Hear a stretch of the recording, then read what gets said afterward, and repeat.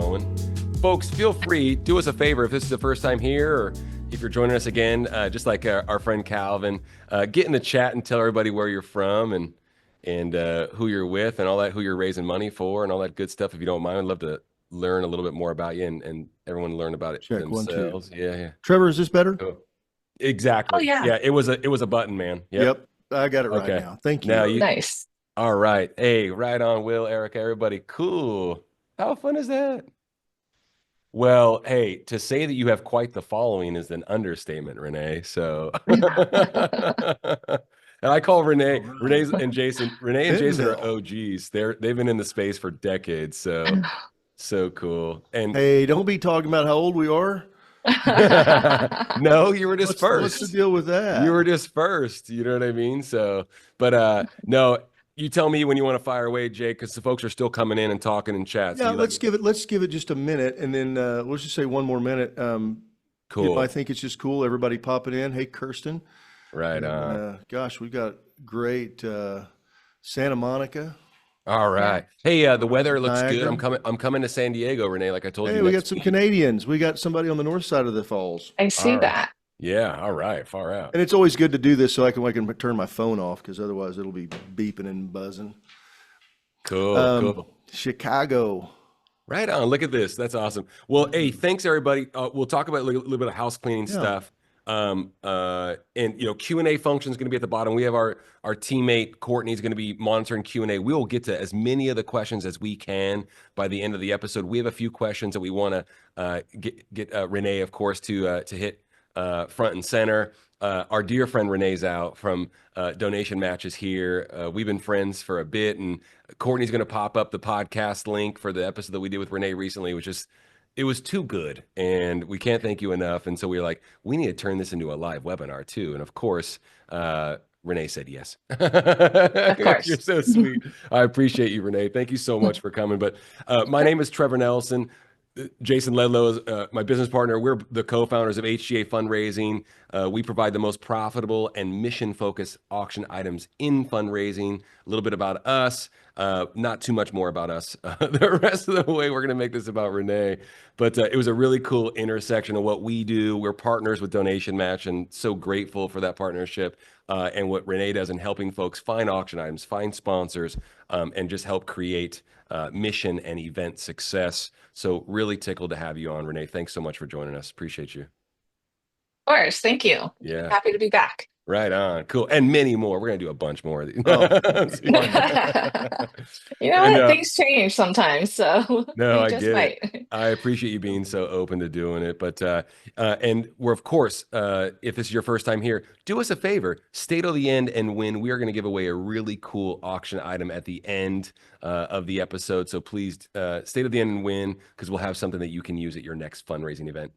Queued up for you. So it'll be really, really cool. And thanks everybody for getting involved in the chat. It's so cool to see this much interaction. Keep it coming. Yeah. As mentioned, Q&A functions at the bottom. So fire away, Jay. Use the Q&A and we'll get to your questions best we can. We'll get you out of here right at on the hour. So the reason we talked about, this was to how to get corporations to say yes. So Renee, just tell me what's one of the reasons that people are hearing no? Instead of that beautiful word yes to their requests. Oh, well, this really speaks to what companies want when they get these requests. So it's a very simple question, but with I guess a deeper answer. Yeah.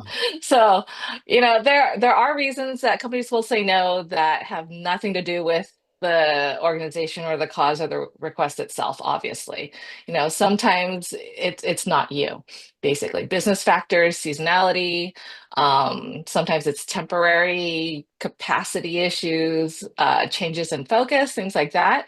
But honestly, if it is something that you can affect, very likely it's that your ask and the difference that they can make with your organization is not clear. They don't really see how their donation can actually make the impact that they want.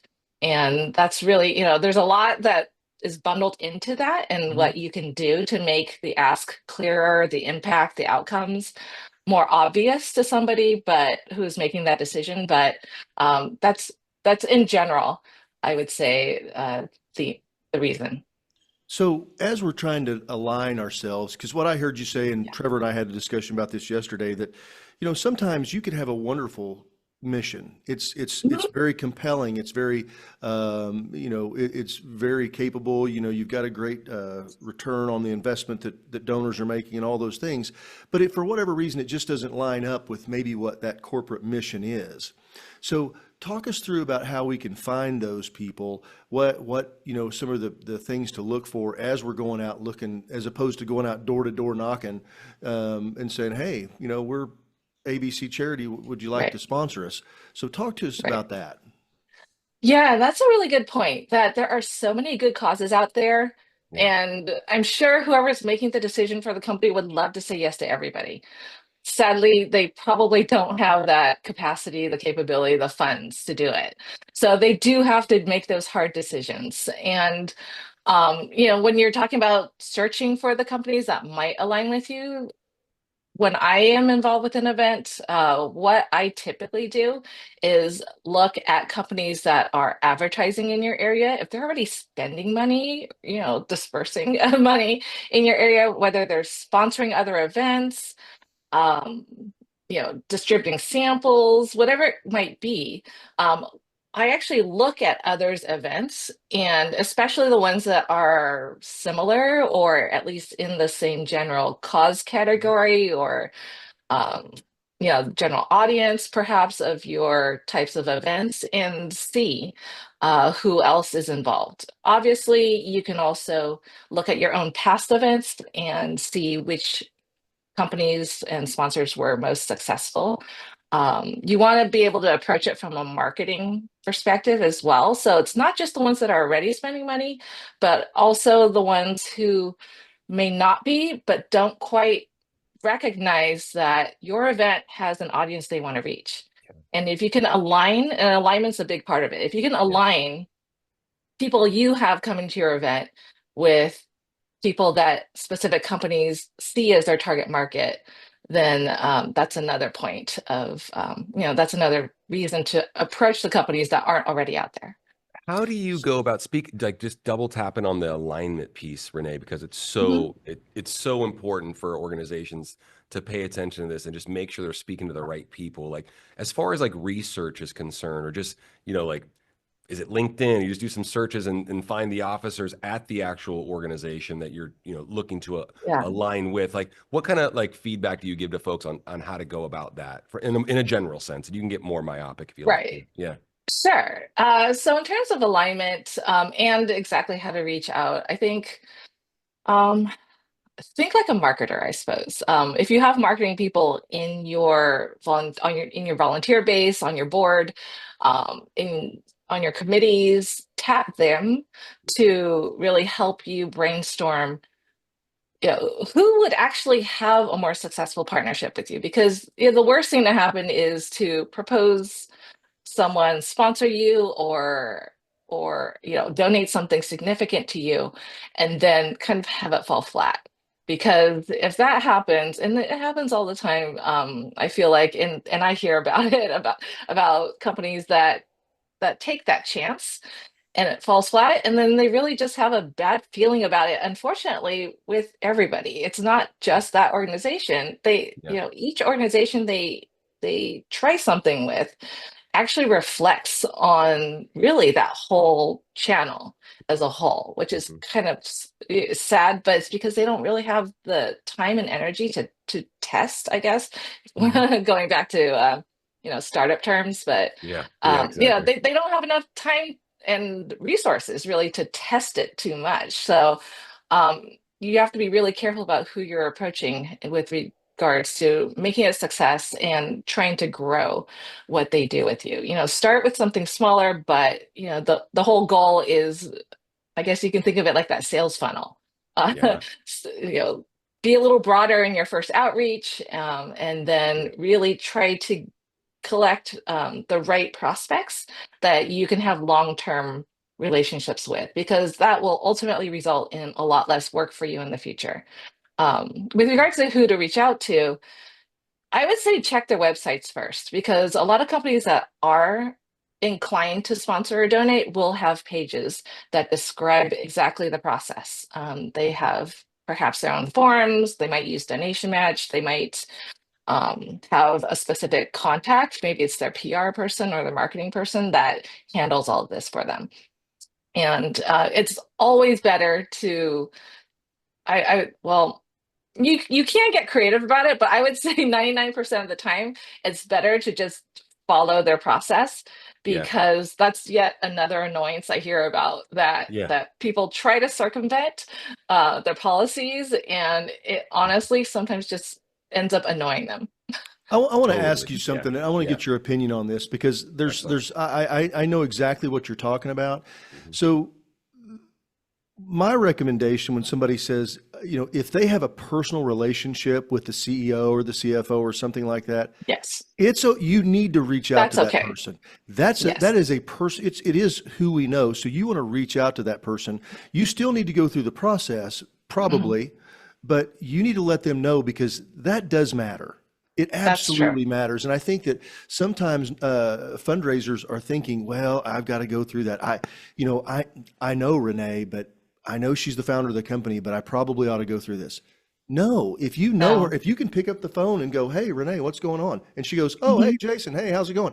You need to do that, because I think That's true. with that caveat, because that's where a lot of good stuff happens is, when we start reaching out to who we know. Now, I've got a question. It's a kind of a leading question, because I kind of think I know where you're going to go, but it's going to go to another, to a secondary piece of it. When is the best time to start these activities?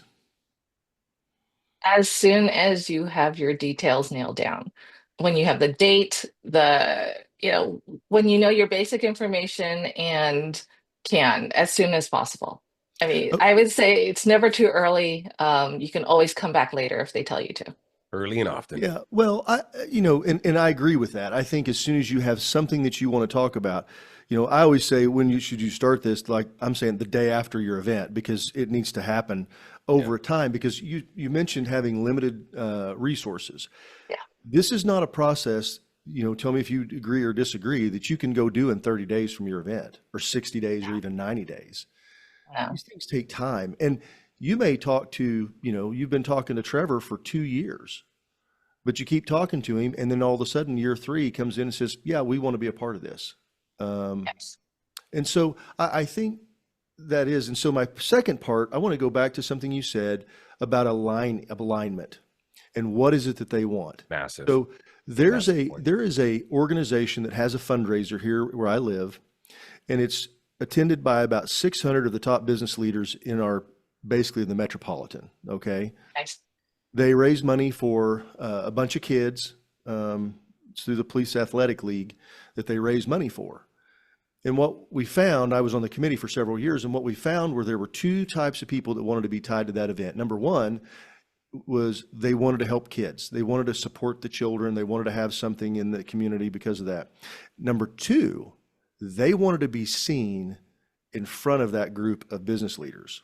Mhm. And I think sometimes if you read between the lines of what, people are talking about, it's not just that.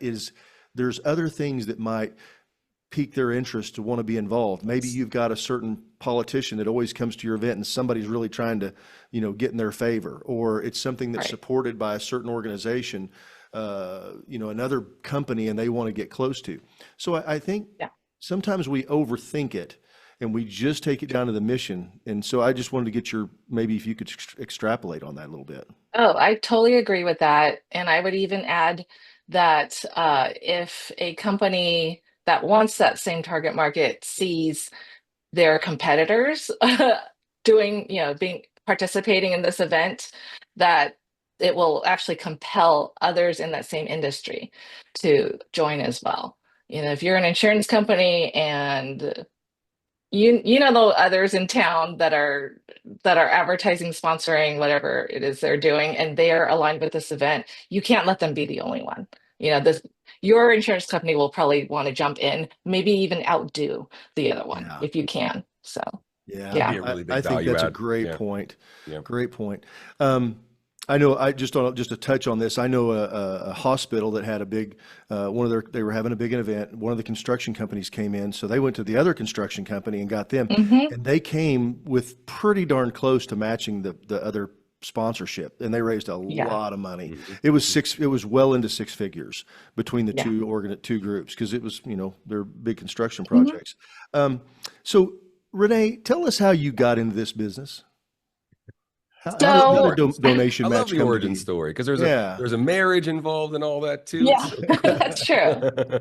So yes, so I kind of fell into it by really ultimately needing this solution for myself as both an auction volunteer and as a business owner.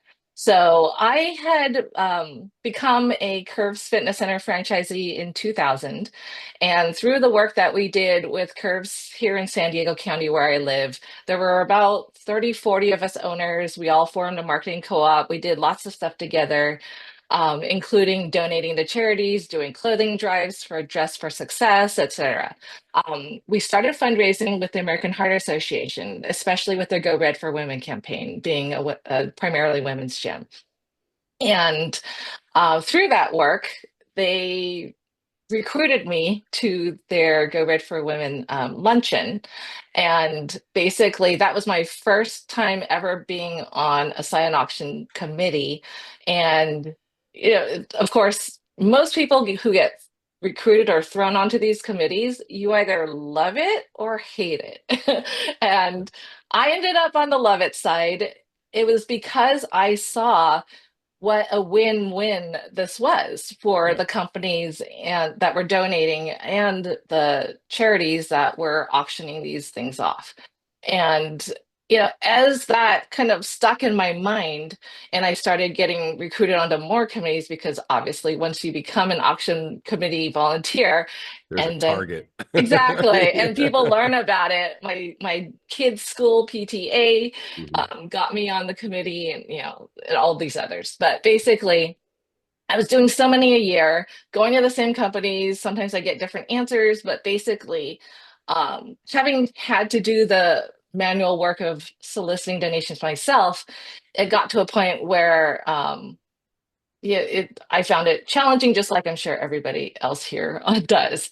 On the flip side of it, as a business owner and co-op officer, we wanted to donate our membership gift certificates to lots of events, but the challenge was we would often either, you know, have these requests come in from all our different clubs, and we were trying to consolidate them into one place, which I ended up handling them, being a little more tech savvy than the rest. But also, we were missing a lot of events that we would have donated to, and they could have gotten value out of us.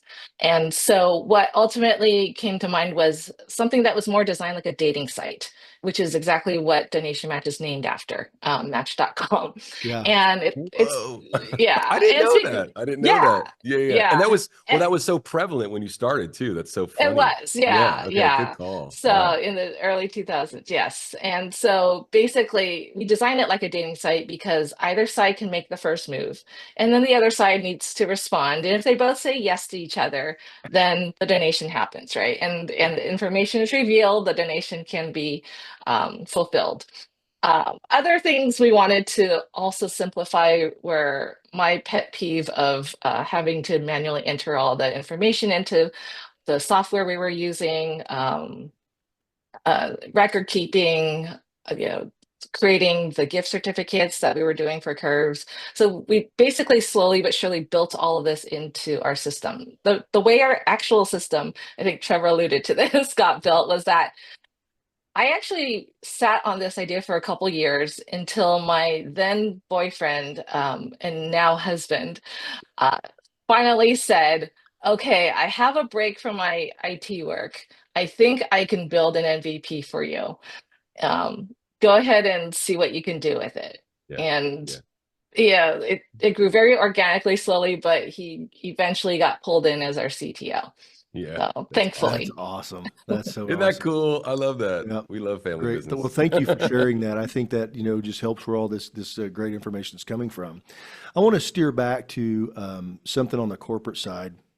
Mhm. And Tell us, where do you think that we as fundraisers miss when it Mhm. comes to in kind and asking for in kind? Where do you think we fall short? Maybe we don't take it as far as it could. Talk to us about that and just in kind in general. So looking at some of the events and asks within donation match, that's a lot of my context. I feel like a lot of the asks sound the same, in terms of sometimes they sound like you're begging, that you need to, and that's a little bit of a, I guess I have pet peeves here, but that's a No, little tell bit of us. my We want to pet hear it. peeves. Please. Yeah. That's why you're here. Yeah. Yeah. And we One of like my you a pet, lot, but that's why you're here. thank you. Thank you. I wish nonprofit fundraisers and event organizers realized what a wonderful asset they have in their event audiences. I think Jason spoke to it before with his event with 600 business owners and leaders. Um, I wish you knew that, this is an and especially if they're spending money, it depends on how much you're charging for your event, what type of event, whether it's a festival or a gala, a high-end gala, but whatever it is, you attract a specific niche market that cares about a certain cause, which is yours. Mhm. And there are companies looking for concentrated groups like that. Um, and whether you don't necessarily have to be reaching out only to them, but I feel like if you could at least let that sit as in your mind, as if you can think of it as, this is what we have to offer, we're not begging, this is our asset, like we do at donation match, this is the opportunity for donors and sponsors. And you need to present it that way. And you need to think about what's in it for the donor and sponsor. It's not what's in it for you as an organization, because obviously a donation or a sponsorship will do that. It's what can you offer them that will compel them to think of you as a no-brainer. Yes, of course, I want to get involved in this. It could be the mission, but very often it's just as much in getting involved with you, the energy of the organization. I think even the reputation of the organization in the community matters a lot. The opportunity. So Yeah. yeah, it's a lot of really wanting to bring them along with you as a partner, not that you're asking for a handout, I think. I love No, that. I think that makes so much sense. Yeah. Um, uh, okay. Well, hey, I've got a question. I asked one, so I'm going to Yeah. jump out here and just ask it. Okay. Belinda said, my cause is very specific. We give away Narcan and fund canine units for local police departments. Yeah. Any ideas how to find businesses which would align with our cause? I have an idea. Yeah. Trevor, what's your idea? Interestingly enough, because I think that the Narcan, this kind of situation is prevalent in San Diego as well, correct? Yeah, so It is, yeah. yeah, so we're going to be kind of aligned. I think that I don't think it's a complaint. I think it's just an observation. Local business owners would absolutely Mm, support that because of what they see in front of their storefront, for instance. You know what I mm. mean? Yeah, That's immediately where my mind went. Not like, hey, we need to get these people, but it's just like it's bad for business, quite frankly. It's bad for a right. community, right? When these things Yeah, happen, and making sure that those services are robust in right. any community where folks are affected by it. I think you go business first, obviously. I mean, that sounds like a wide net, but if you help me focus that down a little bit, but we see Yeah, it. Yeah. and I mean, I would say too, if you have access, there seem to be more and more of these platforms that help people search for grants Oh man. showing up. And I think even California has its own statewide grant search database that Mm-hmm. anyone can Mm-hmm. tap into. I don't know if other states do, but I know California does. Um, I would go look there. I mean, grant money is the best, right? Yeah. Mhm. If you Yeah. go if you meet the requirements and can simply apply and get free money like that, Yeah. do it. Yeah. Otherwise, if you're talking about events, I think Trevor's right. Even just organizations that honestly care about the houseless, people, Yeah. safety. Yeah. Yeah, think about other events and Yeah. organizations. I do know that there's been a lot of talk about organizations partnering with each other.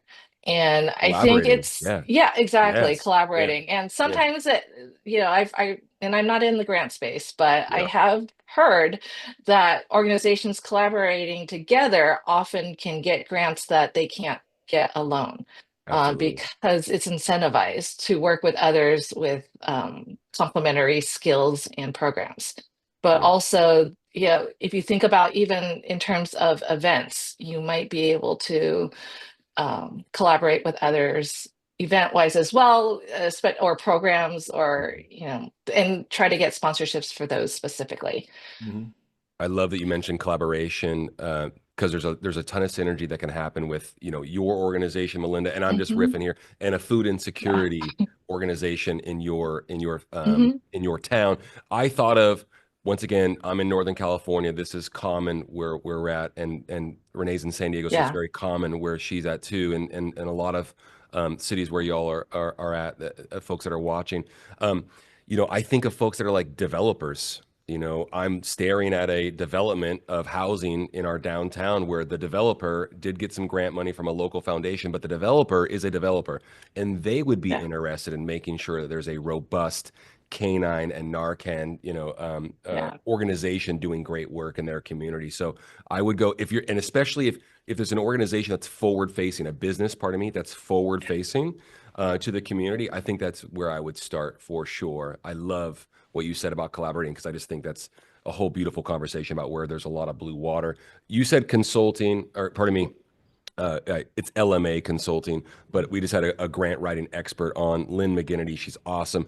Courtney, if you could do us a favor, if you could find the link to the episode for the podcast and the webinar we just did with her, LMA consulting, so great. And she focuses primarily on private foundational money as well.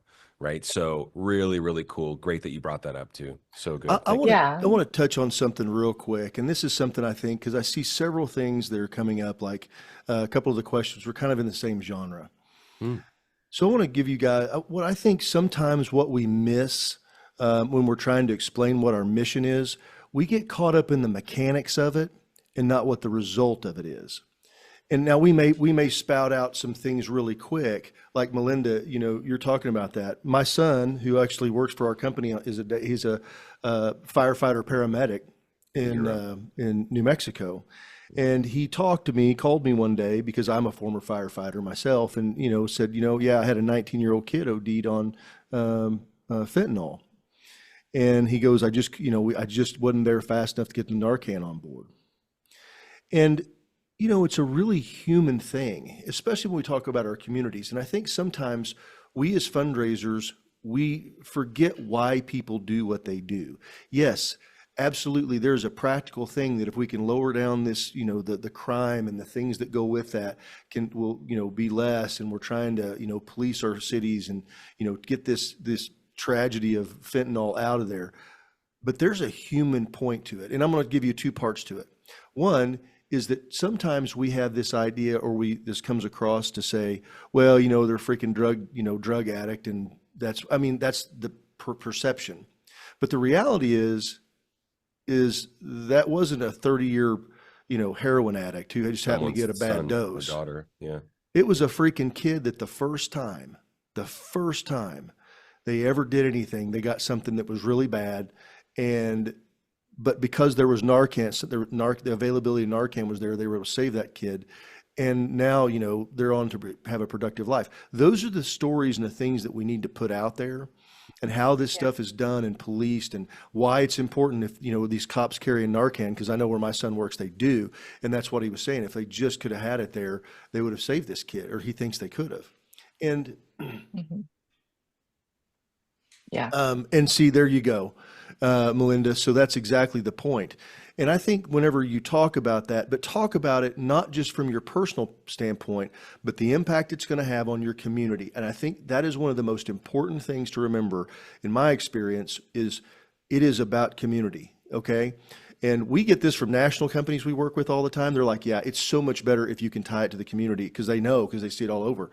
Because that is really where you're talking about people that live, eat, sleep, work, everything in the same community, and they want it to be better. They don't want that to happen because they know somebody who had a child just like you, Melinda, and that's how you get to those people. I mean, that's really a big piece of it. You need all the mechanics, but that emotional piece has got to be there too. And I don't mean just your personal, because, not just you can do that, but you need one that your board, the committee, other people out there, your volunteers can all talk about that mission. They can all say that, they're how many first-time users die that could be saved by this life-saving drug. So that's where I wanted to go. It took me a little bit to get there, but I wanted to say that.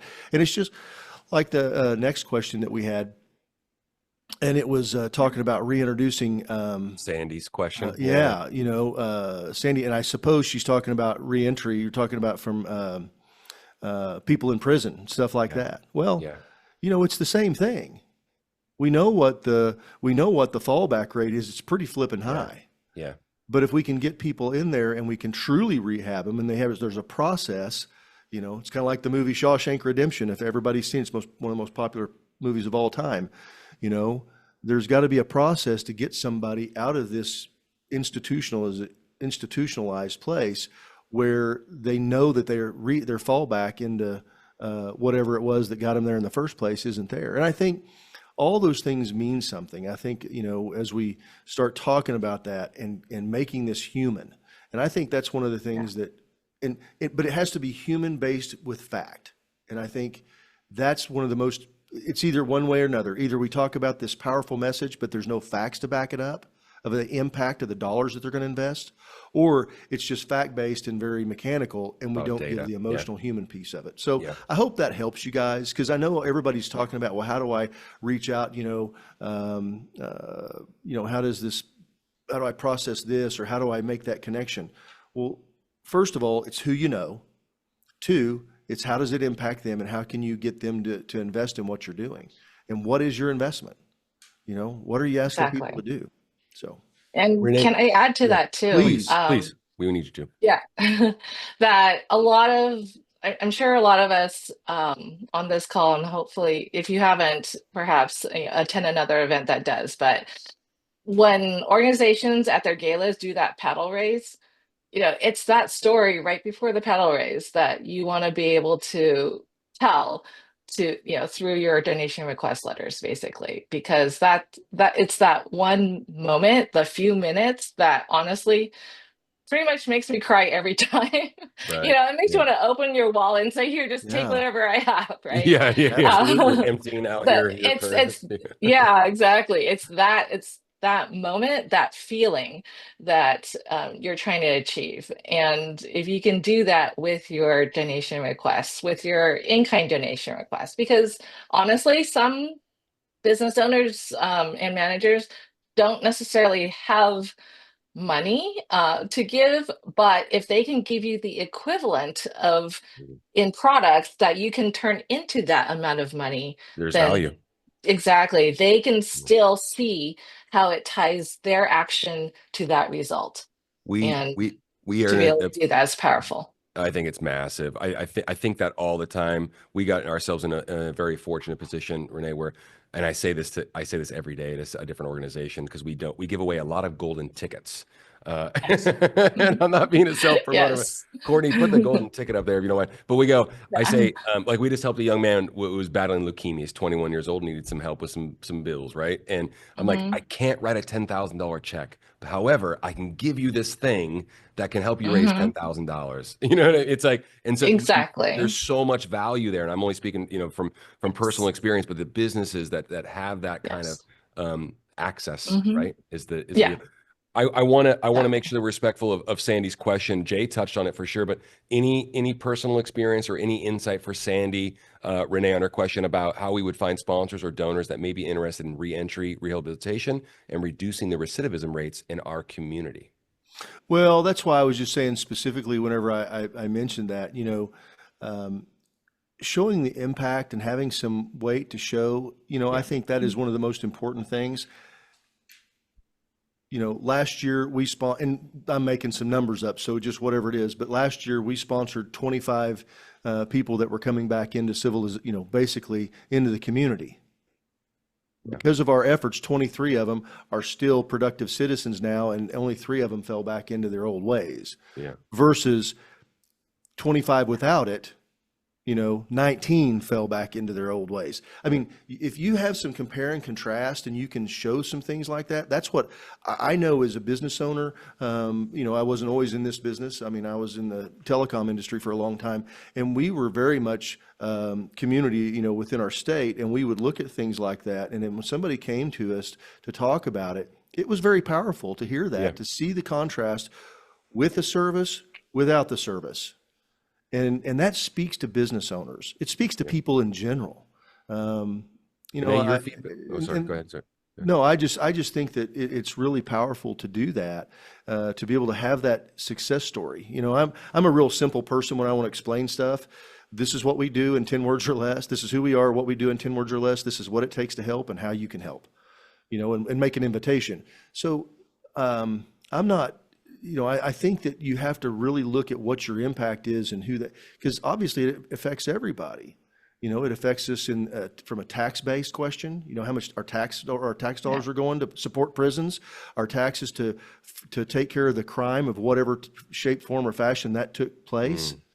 And I don't think sometimes we look at just back to the thing. We're looking just black and white, but it's in the gray area where things really connect, where we can connect with donors in a big way. And go ahead, please go ahead. Go, Renee, please. No, I was going to say, a lot of these questions seem similar to me, and I agree with Jason that it's not necessarily the very specific cause that matters. It's the way you tell your story and the impact, because it ultimately does affect everybody, I think. Perhaps maybe like, this is really old school. I don't even know if they exist anymore, but like Manpower or other employment agencies or recruiters might be interested, or there are actually other organizations. I'm thinking about here in San Diego, we have Kitchens for Good, which is a great training program for restaurant employees. It's a nonprofit, but being able to see what they do with regards to their types of partners and sponsors, and it's a lot of industry people that they, I think, partner with. I think that's a wonderful suggestion, because there are companies that are looking for people to do their kind of work that are not necessarily, in the financial transaction world where they've got to, they can do it with that, and they understand that. And so having somebody with a past is not is okay with them. In fact, they look for that stuff, and they look for giving people opportunities. So I think that's a wonderful suggestion, Renee, and one that I would just say that ought to be kind of top on your list to go look for stuff. I want to be respectful of all of the questions that are coming in. Here they come. Thank you, Renee. Renee, Janine, thanks so much for submitting your question. We're having an event in October, collaborating with 2 other organizations to bring homelessness awareness to our community. This is our 10th year. Congratulations. That's awesome. And we are trying to have contractors and builders to compete in building a cardboard house. Any suggestions? Suggestions for sponsors, you mean? Or I'm assuming that. I hope so. Yeah. And Janine, if you want to hit us with some specifics, and we'll come back to that. I'm thinking that's the case. Yeah. And I mean, contractors have a lot of other trades people that they work with, as well as a lot of Any experience there, Renee, with that kind of stuff? Not specifically, but companies like Home Depot come to mind. Lowe's, a lot suppliers of what they'd be using. Maybe even landscaping, sponsoring the build-a-thon, having a really rocking prize. You can go to there to if you want them to get in there and compete, to do that. It depends on what you're looking for. Are you looking for cash? Are you looking for prizes?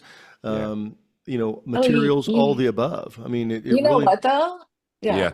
Sorry, I would actually ask why they are building cardboard houses as opposed to something that you can actually auction off.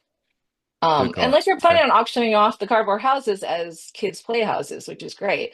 But I feel like whatever they're competing to build, you should then auction off. As I know, whether they're, again, kids, playhouses that can be outdoors in the backyard, or dog houses, or something specific that's reusable.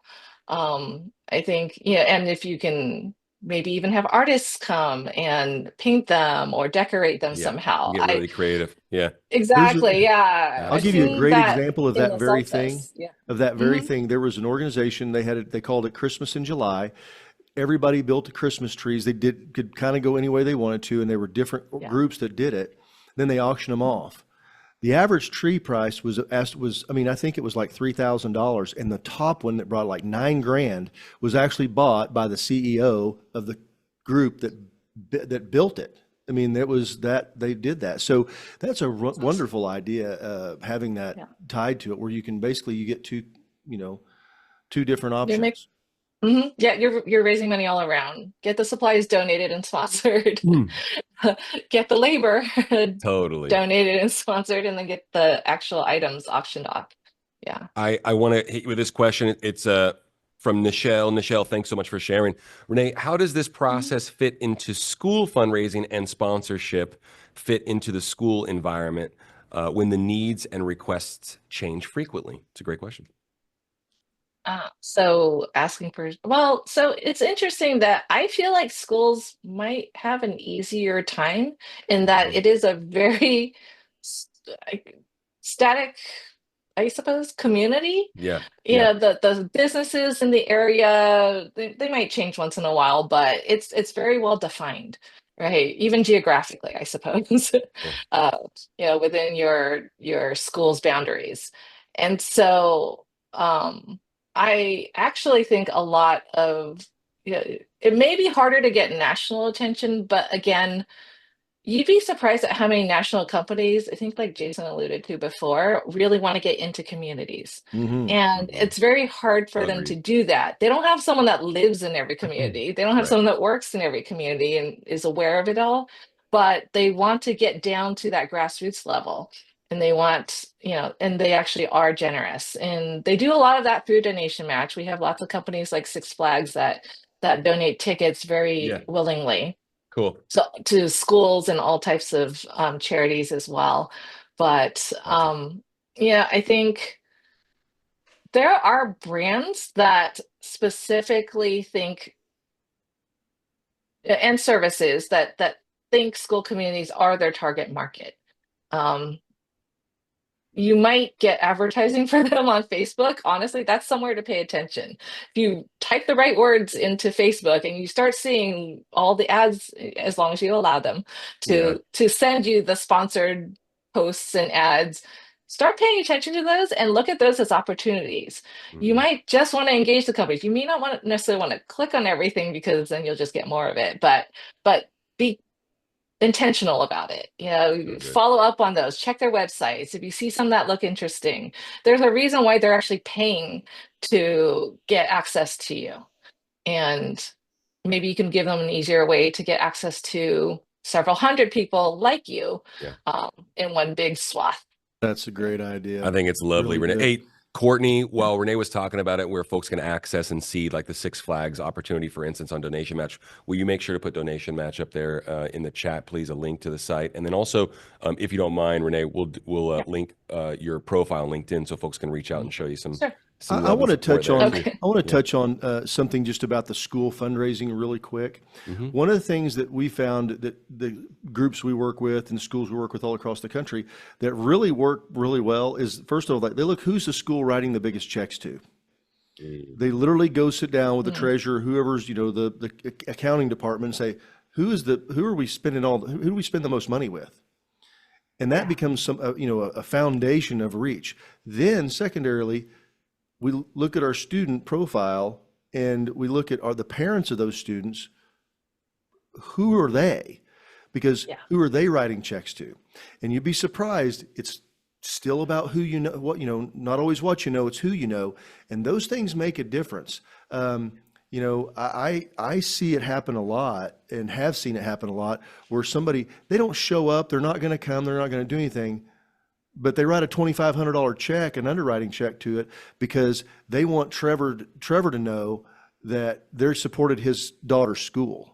And Yeah. that does happen. I mean, there is that thing. So when you're talking to your parents, hey, do you have anybody that, is really trying to impress you right now? And, having those conversations with parents, because you're not asking that, because, parents get asked to give all the time.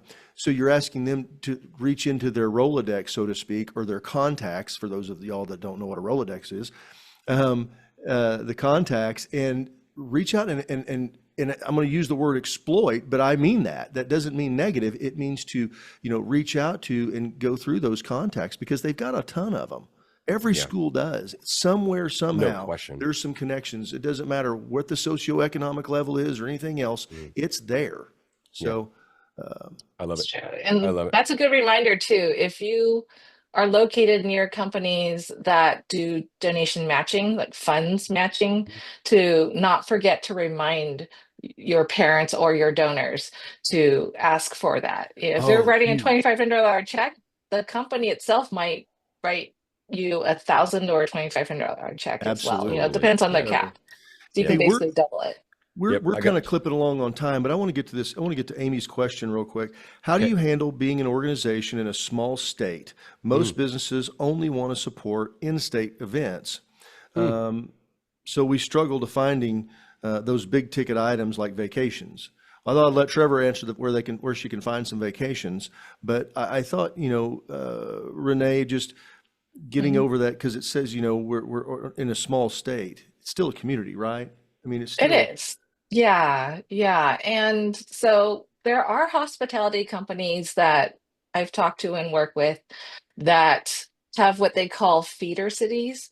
So, there might be a company in, say, Destin, Florida, and they consider Atlanta, and you might be a Right. smaller city, but in Good kind of call. that radius of them, within driving distance, Hmm. that is a feeder city to them, and that they recognize, may come visit. And if they come visit, they're not going to stay one night, they might stay three. And so if you poll your supporters or your school families Hmm. about what businesses they shop at, where they travel, you can get a better idea of where you might be looking as well. So You good. know, It reminded me of what you were saying before about, kind of looking at who, like on the Facebook. But I know, like on Mhm. TV, I don't watch much TV, but sometimes I'm sitting there watching it, and all of a sudden I live in Oklahoma, and it's the deal: visit Texas, visit California, Right. visit Arkansas, Exactly. visit Hmm. Missouri. Well, they're looking for people in that community to come. So there's, Yes. you start seeing that, reaching out to that Department of Tourism, and go, hey, who's really pushing this and been funding you? Who's trying to get, driving? I think it's Yes. worth a few phone calls to explore those Absolutely. options and opportunities. I love this question. Sorry to interrupt, y'all. I need to because we have so many questions we have to try to get to. It was a burnout question. It was so good. K Sparks, Renee, how do we avoid burnout when asking for funds or in-kind donations? We know that so many are asked so often. So burnout on the company side, I'm you mean? assuming on the recipients. Yeah, yeah. Yeah. So my suggestion would be, don't necessarily start when everybody else is starting, which is probably Mm, spring, okay. right before spring and fall fundraising season. I would say start building your relationships on during downtime. Do things with them, invite them to your programs, do other things. Think of them as friends you want to have. Yep. You don't necessarily approach them just because you want something from them. You might be able to offer one of your programs. A lot of charities have what they call lunch and learns. Maybe reach Mhm. out to them with a lunch and learn, and just get to know each other when they're not being bogged down by all these donation requests or sponsorship requests. Take the Right. time to really get to know them, make sure that they do align with you. But if you do, then that's, as you start to get to know them, then that's where you kind of reel them in. um, Obviously, you can't do this with 50 or 100 companies, Right. but this is where you're trying to get a little more bang for your buck or bang for your time. Yep. It's Mhm. it's about doing more with less, Yeah. and Hey, I like being different. If you're in a competitive space, I think differentiation Mhm. works very, very well. Yeah. I think leading with being gracious and being personal Yes. about what you're doing. It sounds so Yeah. simple and elementary, but it will really work. Yeah, Hey, for sure. Yeah. I Yeah, want to that's hit great feedback. Deanna's question real quick because I think it's really important. It Okay. says, we've got a lot of partners who donate every year. How do we get them to move to the next level? And I think Ask that's for a more. really good question. I've got Yeah. an answer, but I want Renee to go first, please. Okay. Putting you on the spot. So Putting you on the spot, Renee. no, Yeah. that's fine. I honestly just ask. Yeah. You Yeah. know, the asking, and it could be, and I know a lot of small business owners, they donate the same thing. They act like they can't do anything more, but obviously for the ones that they really like, or it's something very close to them, they will. Um, but you just have to ask. And obviously be okay if they say no, but give you the same donation.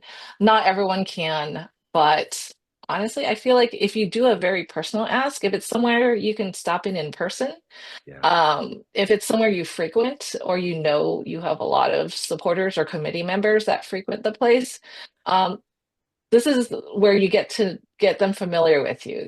The bigger of an impression you can make on them and their business, then the friendlier they'll be with you, I suppose. But Yeah. honestly, Yeah. just asking. Sometimes it's a matter of asking if they can donate two instead of one package, or four tickets instead of two. Yeah. Um, just little bump it up just a little bit every time. Well, I think there's a way that you can do this and make it really Absolutely. powerful. And Yeah. that's to take whatever it was that donation was and let them know what it did. Absolutely. Oh, Let them know Yeah. what that mission is. If Yeah. somebody donated Magic. 4 tickets to a sporting event and you go to them and you say, Renee, thank you so much. With this donation, we were able to raise $1,000. That $1,000 helped us send one kid with cancer to camp. And we just really appreciate it. Don't do it right before your event. Do it after this event, after the event that they donated to. So good. Let them know, let them get that return on investment, because the only return they're going to get is an emotional one. Give that return to them and then have them a the feelings. conversation with them. Next year, this year we were able to send 100 kids. Next year we're wanting to send 150. Yeah. I wanted to see if you would be, maybe I wanted to talk to you about it and see what you thought about that and maybe how you could be a part of that. And they go, well, yeah, here's 8 tickets. yeah. I'll give you 2 Right. games. Instead of 1, I'm going to give you 2 Right. games to do. Would that work? Of course. I think sometimes we miss out because number one, we don't ask. We just assume that that's going to Yeah. be. 2, that we forget that the donation, small, middle, large, doesn't matter where it is. We've got to give that return on investment. Yep. What was the impact How many of that people did it help? donation? Yep. Yep. And you may have somebody that can write you a $100,000 check that's been giving you 4 tickets, but they're just, because that's all you've asked for. And all of a sudden they go, well, that's what it is. Well, how about we help 50 kids? I'll pay for 50 kids, because I've literally seen that happen. Personally, I've seen that happen where somebody after the event, the guy said, you know what, I want to make sure, let's blow this thing out. And he became a $50,000 sponsor, as opposed to being, spending $5,000 that he had been spending. Mhm. So, That's awesome. I just Yeah. think that's really important to get to So that. good. And that's Tie a it great back. question. Tie it back. We're running up on We're running low. We're running deal. low. I'm grabbing another question. Hit another question, then we're gonna give something away. You got Deanna's question. I did. Okay, great. Nichelle, fundraising methods do we specialize in? I mean, between Renee, Jason, and myself, a lot of them. I mean, yeah, corporate sponsors, grants. And Nichelle, great question. Thank you so much. If there is something that we're not covering in this episode, you can absolutely check out our YouTube page. Courtney will link it. We have 2 of them. And you can see just a catalog, 400 episodes with Renee, with the brightest minds in fundraising. Literally, our equity is our relationships in this space. We've had the most prolific minds in fundraising on our webinars, our podcasts. There's a whole catalog. Please check that out. We are getting low on time, so we are going to send out an email, of course, at the end with the recording that you can share. You'll be able to contact Renee if you have any other follow-up questions. We're putting your business in the streets. Sorry, Renee. But if you have any other follow-up questions and want to learn more about Donation Match, it's easy to do so. And then I also want to make sure, and you just heard about just tying to the mission that Jason said, reach out to Jason. There's a coaching link, QR code right there. And also Courtney will put a coaching link in the chat as well. Just put it there. Yep. Free coaching anytime about anything that you're doing, any challenges you're facing, finding sponsors, what have you. Once again, we have so much experience. If we're not getting to one of your questions, reach out to me, DM me. Courtney will put my LinkedIn profile in the chat as well. Reach out to us at any time. Super easy to find us. So just want to put that out there. Don't go anywhere, guys, because we're going to give something away, and it's a dandy. Going to give a trip away. You can raise some money with us, so don't go anywhere. Oh gosh. Oh, Nichelle, how do you identify and engage potential donors? We'll rapid fire, Renee. I'm going to say, talk to the ones that you already have. So, but go ahead, Renee. Yeah. How do you identify and engage potential donors? Yeah. Well, I'm not very good at rapid fire, but my go-to strategy is to attend other people's events. Love that. Yeah, cool. And also profile the folks that attended your event. I think that'd be great. Yeah, that's a great prospect list. Suggestions on getting foundation board members more actively involved in sponsorship and auction item seeking. Wow, that's a great one. Make sure they understand the mission, that they can explain it in 10 words or less. I think that is the number one thing where people miss out on asking, because they don't know how to ask it. They don't feel confident in asking it. I appreciate that. Thank you so much for the feedback, Melinda. Okay, I'm going to go ahead and any questions that we're not getting to, once again, reach out to us. It's Jason at hjfundraising.com, Trevor at hjfundraising.com. Check us out on LinkedIn. You can DM me there. It's super easy. You can DM Renee as well. There's so many ways you can find us where we can continue having this conversation. Sorry, there's so many great questions. Yeah, we're not going to be able to get to all of them, but if there's something you want to talk about, I can assure you we will get you into coaching. Our time is free. We want to get to it. Yeah, please don't hesitate. Okay, we've never done this before on air, I don't think, Jay, have we? Nope. So cool. Okay, this is what we're going to do, everybody. I want you to grab the most powerful fundraising tool that you have, because there's so much in there. It's probably in your hand or really close by, if I had to guess.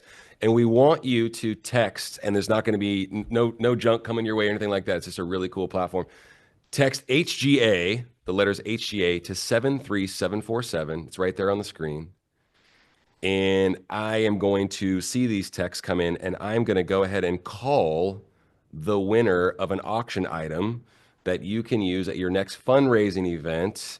What do you think of this? It's pretty cool, right, Renee? It's cool. It's fun. We'll show, you can call too, or you can text too, Renee, if you want. But no, we're gonna do it, and I'm gonna call on air. I'm gonna call the winner, and then Jason's going to spin. We're not even gonna spin the wheel. I already know what we're gonna give away. What are we going to give away? We're going to give away a golden ticket. You've been talking about it. A golden ticket. Raise $10,000. We're going to give away a golden ticket. You can raise I'm going to give folks with. we had about 100 texts come in. So I'm going to give folks a little bit more time. All right, here we go. Get that text in. 5, 4, 3, 2, 1. All right, call them. I'm putting it in the randomizer right now. Here it goes. I'm calling you. Don't know who you are yet. Put them on speaker. We want to talk to them. Got it.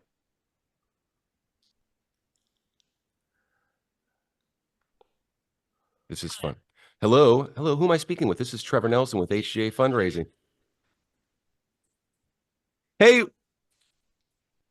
Hey, Wendy Fuller. Wendy Fuller, I've got some good news. Not only did you just watch one of the greatest webinars in the history of nonprofit webinars, but you just won a golden ticket as well for the Education Foundation. All right, cool. We got to come back then. This is your invite to come back too, and everybody else. That's awesome. So great. Hey, Wendy, we'll be in touch with you with the golden ticket. What's Wendy's last name, real quick? Fuller. Wendy Fuller. Okay. Thank you so much, Wendy, for tuning in. Really appreciate it. Hope you got some value out of the episode. We'll be in touch, okay? Yeah. All right. Thanks, Wendy. Have a great afternoon. That's awesome. Hey, that was so fun. We got to do it again. Hey, this is your invite, everybody, and yours too. You know the door is always open for you, Renee. We love you. Thank you so much for coming. Such a great episode. Can't thank you enough, everybody, for joining. Be sure to join us next week. We're going to have a really rocking episode. Every Thursday, the HGA free webinar series will roll on. And yeah, you'll see our silly mugs, but you can also win something and get some really good content too. Hey, do us a solid favor. Would you please, you're going to get a link tomorrow. It's either going to come this afternoon or tomorrow. It's going to have a link for this webinar. Would you please share that with somebody in your circle, the nonprofit professional? That's how we get this out there. Share it on social media. Say, hey, this was good. There was some good stuff. Please do that for us. That's the only fee that we ask to provide this. It mean the world to us if you'd do that. Thank you so much. Yeah. Appreciate you, Renee. Can't Renee, wait to do it again. Thank you. Sounds good. Thanks for being so Awesome. gracious with your time, Renee. Everybody, thanks so much for joining. Thanks for making a very special episode. We appreciate all the great questions. Be sure to reach out to us and Renee if you have any ones that we didn't get to. We'd love to continue having this conversation with you. We love this. So can't thank you all enough. Appreciate you all.